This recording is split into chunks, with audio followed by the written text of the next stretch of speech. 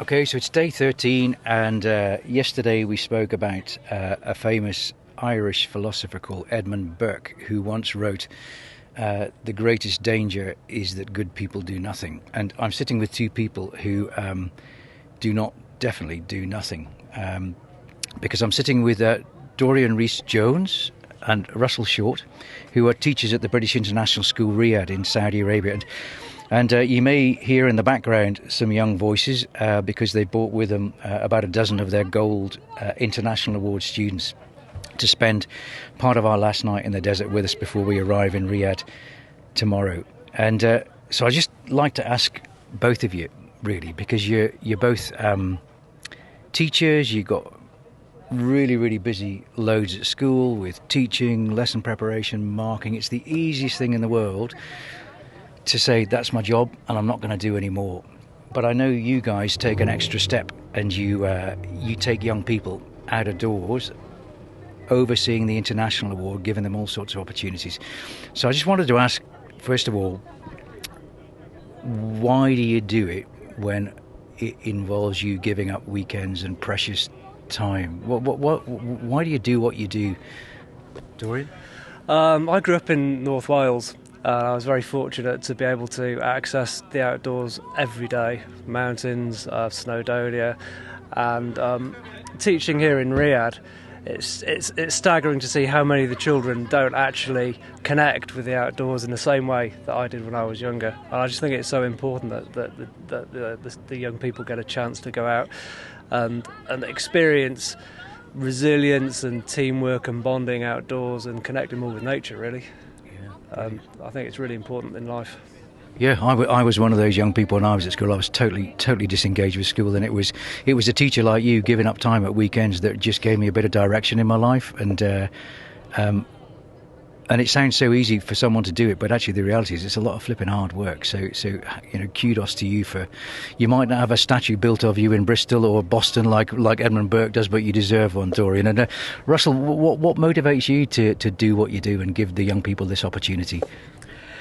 I mean, as Dorian said, I have a similar childhood experience in the southwest of England, growing up in the outdoors and playing in the woods and the fields, which these kids don't really get in compounds and going to shopping malls.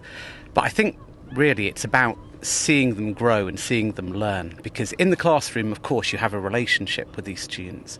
But when you take them out into a really challenging situation, and particularly on the silver and gold trips, there are arguments. People fall out when they're walking, and they don't get everything right first time, and they realise that life isn't just a linear journey. That there are all kinds of turns and bends and challenges, and even for the teachers, to be honest, we had a trip 2 weeks ago where we had to make last minute changes because a wadi had been closed, and the students can see that life is not perfect. You've got to get out there.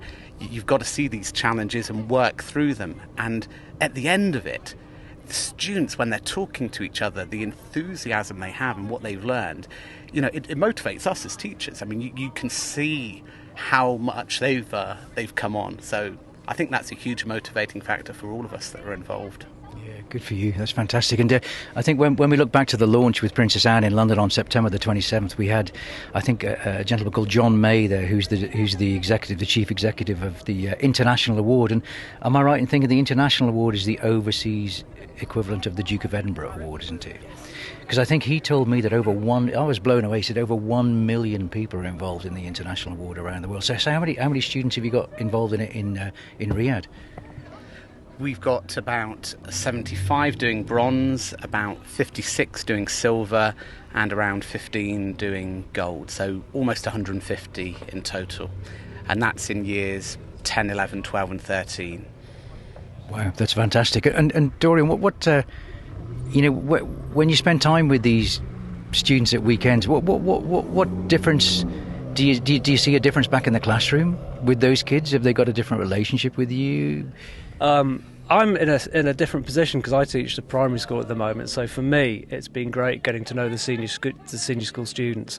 When I've been out with them on practice, and then I go out with them again on the actual qualifiers, you can see a huge difference. It's those challenges that Russell was talking about earlier that they've faced and they've looked at, they've overcome, and they've made adjustments, and you can just see them growing as individuals.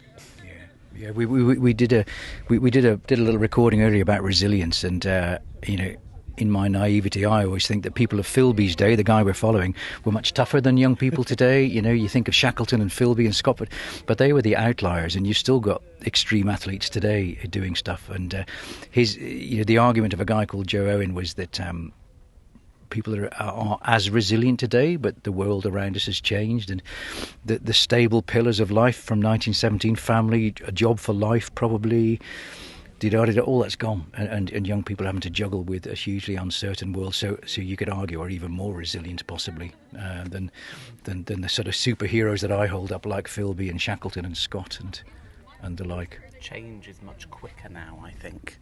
In 100 years ago, change was slower.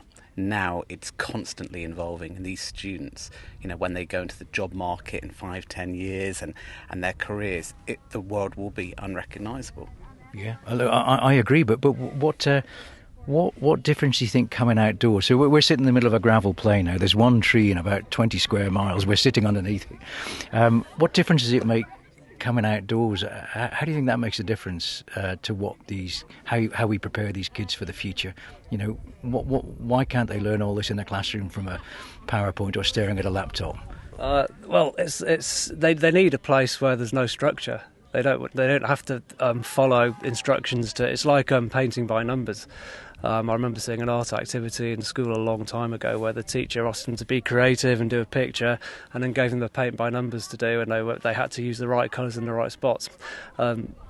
Great for learning the rules, but it doesn't help them to be creative and become independent and face those challenges.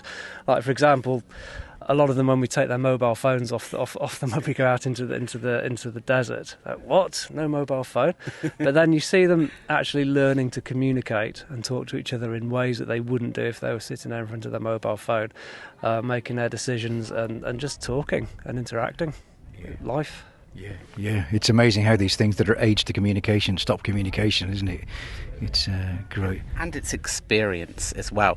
We do the preparation sessions before they go out. We show them, you need this kind of rucksack. This is how you cook over a gas stove. This is the right footwear. But that the message doesn't always get in until the students are actually out there and they've got that pair of trainers on which really aren't up to the job, or the rucksack which isn't quite big enough and they don't know how to put the tent up. And that's when it's like, I need to know how this works. And by the time they've got to their qualifying expedition, they really have learnt that lesson in a way that you can't do with a PowerPoint. Learning through consequences is I think we've all been there. Brilliant. Thanks very much. So we've listened to the teachers, and Russell and Dorian have told us why they give up their weekends to take young people into the deserts of Saudi Arabia for the International Award. And I'm now sitting with three fantastic students, who two of whom have their exams looming in several months' time: Zena, Haneen and Christian. And so we're shading from the sun. We're sitting by the side of a bus, and we're just going to have a quick chat. And what I'm really interested to know, maybe if I start with you, Zena, what do you learn from doing this that you can't learn from a book or from sitting through one of Mr. Jones's lessons at the British School? Yeah, honestly, the unique thing about DV is the opportunity to work with people and work in environments that you wouldn't get in any other situation. We're encouraged in our DV groups to work with people that we don't usually work with at school, and just obviously being in the desert in a place where we're not used to this sort of environment, working with other people and working in situations which change quickly. I remember last year there was a weather change suddenly, and having to work to navigate that together in different ways. It's something that's completely changed my perspective on teamwork, and also just being open to new challenges. It's really pushed me out of my comfort zone to a degree that I can't really I couldn't have gotten it any other way, like through academics or through any even of ECAs which take place at school and stuff. So yeah. Fantastic answer. Wow, out of your comfort zone. So, Christian, you've got a tough answer to follow there. But how do you think doing the International Award benefits you, and why do you do it? I think not only does it look good on your CV, but also it improves yourself as a person. Like I, for example, I'm one of those people who will make a revision timetable and then I will never follow it. But those 3 sections of DOV, the physical, skill and the service, they gave me something I would do every single week. And I would stay committed to it because at the end, I can see my hard works pay off with the award you receive. And it also teaches you to be like a person who looks forward into the future. So when I finished my bronze award, for example, I instantly thought, okay, what about silver? What am I going to do different in silver? So I kept changing these activities and I log it every week, and like I have to do it because you have to prove that you've done it with a photo. You show what you've done, so you can't really just make it up. So it gives those people who they don't really know what to do, it gives you something like meaningful to do with your time at school, for example. Fantastic answer. Yeah, and you know what? I wish I was as mature as you two when I was at school, because I didn't get involved in the DOV, yet it was on offer, and I just felt all I wanted to do was play football and kick a tennis ball against the playground wall, and I just wish I'd done it. I think you've made an absolutely brilliant decision. But there's one person we haven't heard from yet, which is Haneen, who's sitting there very quietly. So, Haneen, you know, what does it mean to you? Have you done your bronze award and silver? Yeah, I've done my bronze, silver, and I'm currently doing my gold award. I think DOV teaches so many important life lessons. It's not only the opportunity that we get to go out to the desert and explore with our friends, but also the lifelong experiences you learn through the skill, volunteering and physical sections of the DOV award. Furthermore, I think it just gives you a whole different side to what we're used to. Like, as Zena said, we're challenged to go outside of our comfort zones. We obviously live in the city where we just are at school and go home, and that's kind of like our everyday life. But coming out to the desert, it's a lot different to what we usually experience, and you just learn so much. You learn how to problem solve with the people around you, work with people who you don't usually work with, and just teaches a lot about teamwork and adaptability too. Yeah, brilliant. Let's drill down a little bit, because couldn't you take yourself out of your comfort zone by going into the gym and trying to run a kilometre in 5 minutes rather than 6 minutes? What does being outdoors, how does being outdoors make a difference, Haneen? Yeah, I mean, actually, me and Haneen were talking about this earlier. Like, we don't get the experience of being out in nature, especially like our generation. We're so used to like the technology and living in such a big city, like Haneen just said, and like working together in a completely different environment than we're used to. Like, a gym is obviously a way to get yourself out of your comfort zone, and often it does teach you commitment and responsibility and all that. But the desert is different because there's something different about being really in nature and in an environment which is somewhat uncontrolled. Like, we are used to living in controlled environments, and living in somewhere where things could be different has really taught me a skill to become just comfortable with not being in control all the time. And I think that's something that's really valuable to have as a person. So. Well, that's a great answer, yeah. And yesterday we did a podcast and I was speaking about people who do things voluntarily and step forward and make a difference to other people's lives. It's giving back into society rather than thinking of yourself, thinking of others. And, and I think we all have a great deal to be thankful to our teachers for, don't we? You know, because certainly it affected me at school, and you wouldn't have this opportunity if you didn't have a handful of teachers at that school who were prepared to give up weekends. So it's fantastic that you've got 2 really committed teachers there. Final word, Christian. Anything you'd like to add that we haven't covered so far? Is there have you done your gold expedition yet? No, we're about to. In February, we're going to Nepal for 2 weeks. We're going to spend a week of that volunteering at an orphanage, and the other week of that will be like a hiking expedition. And I just think, to add on to what they've been saying, is that, for example, when you go to the gym, it's all structured. You've got your treadmill, you've got your weights, you know what you're going in for, you know what your target is, and you're done, and then you leave, and then you repeat the next few days or the week after. But when you go outside, you can't plan ahead every time for what exactly is going to happen. Like when we were on our trip, suddenly a dust storm was coming in, and we had to just quickly get to the finish line, had to cover our mouths to stop ourselves from breathing in the dust. And you also have to deal with like injuries, for example. Those are never planned. But seeing all of this happen in real life, you won't really get a chance to practice first aid just in a controlled environment like at school, because they don't do these types of things in normal subjects. But when you go out, when you're like truly outdoors, when you set up your tent, when you pack your bag, when you do cooking, those are all essential life skills that you just won't get to practice in school.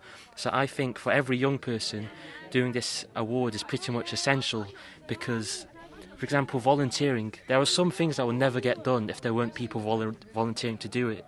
For example, I found this thing online where people volunteer to essentially be the eyes for blind people to describe what's in front of them. And if there were no volunteers to do it, no one would ever do it. So by getting into normalising this whole volunteering aspect of your life, you become much better and well-rounded as a person. Yeah, couldn't agree more. Absolutely fantastic answer. And, I run a little educational charity in Oman called Outward Bound Oman. Outward Bound's been around for 81 years now, and we follow the World Economic Forum. We look at what skills are important for the future for young people, and increasingly we see a word starting with an A and ending with a Y, which is agility, being able to change direction quickly, being able to think on your feet and deal with, like you just said, unexpected situations and circumstances, because we live in an increasingly dynamic world, and I think you said change happens so much faster these days. It's just amazing. But that was brilliant. Look, thank you very much. I think you're three great ambassadors for the British International School Riyadh, and I wish you the best of luck in your exams, and I'm just so pleased that I don't have to do what you're doing in May. But you'll be a great success, unlike me. Fantastic. Thanks very much.